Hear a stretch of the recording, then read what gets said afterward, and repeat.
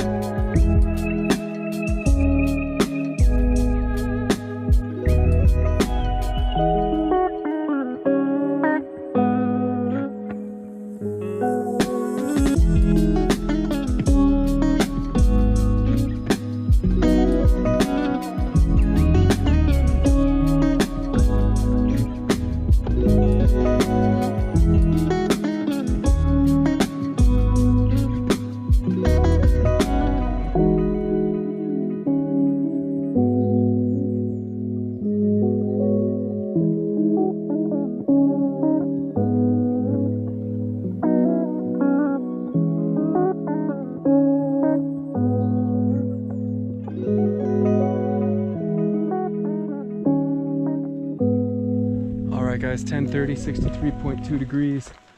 Just made it to ski shelter. Nice little shelter here. I thought we might just give it a quick little tour before I move on. Nice big door. Wow, this is really nice here. And some pots and pans. Let's see if there's anything in here. That feels mostly full. Got some mustard, some breakfast essentials. Engine upstairs too. Oh wow. Boy, that'd be cool to see one of those. Maiden Peak cabin.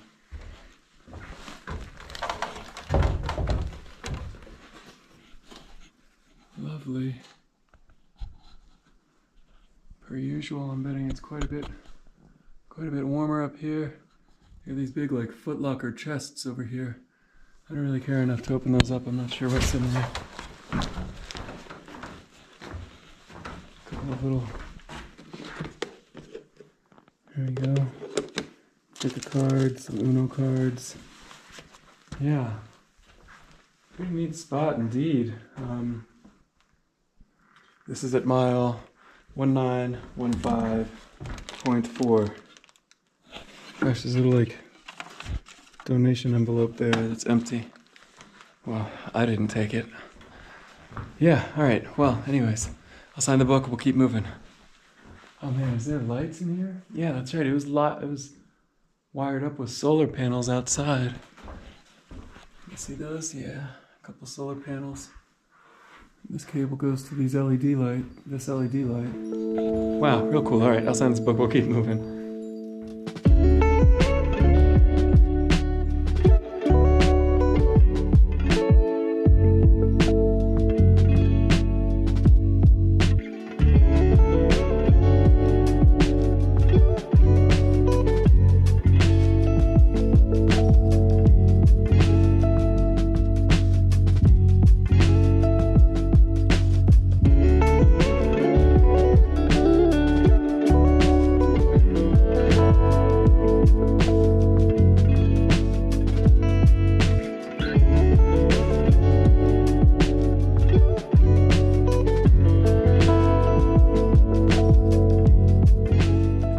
It's 2:49 in the afternoon, and what was it, 75.8 degrees. I've not made it to home for the night, but I have made it to my rendezvous with Jason. About just a touch over an hour ahead of schedule, which again, if you know anything about me, you know that suits me just fine. I don't mind waiting, but I hate people waiting on me.